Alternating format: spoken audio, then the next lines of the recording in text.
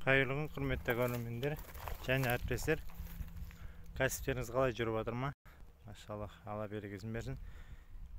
Бүгінгі тағы айтайын деп жатқанымыз, шылаушындардың қыстағы жағдайы қалай болады екен. Мен қазір мынау екі бортымды қолым тимей жұмыспен біраз уақыт қарамай кеткенмін ғой.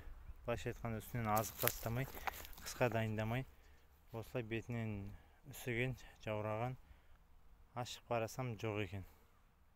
Сөйтіп қарап бүгін енді былай бетінен екі жағынан жылу беретіндей болып, осындай көңіп тастап жатқам.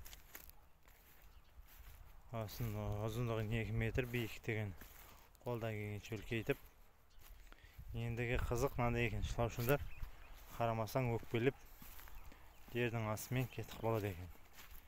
Қайқа кетіп болады екен. Сөйтіп жаңа азық іздеп кетеді екен. Мынау осы бортпен мынау тастаған свежий көңнің арасы бір 3-4 метр. Сол 3-4 метрде жер арқылы өтіп кеткен. Мына қараңыздар. Мына жерде бір шоғырлас мұсыр тастаған. Осының арасында жүр. Мына жақта. Мына қараңыздар. Мынау жүр. Енді осыны арбаға салып атсам, арбаға тасып атсам, арбаның ішінде де жүр. Қайға шығып кетті.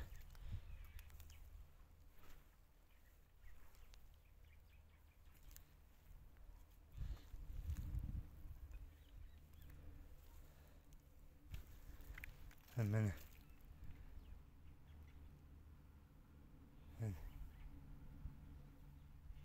Жаңа осының ішінен де көрген. Сөйтсем бұл кісілер жылы жер іздеп 4-5 метр жердің астынан өтіп кете береді екен. Сол үшін шылаушындарды жоғалтып алмай, уақытылы қарап отқан дұрыс екен.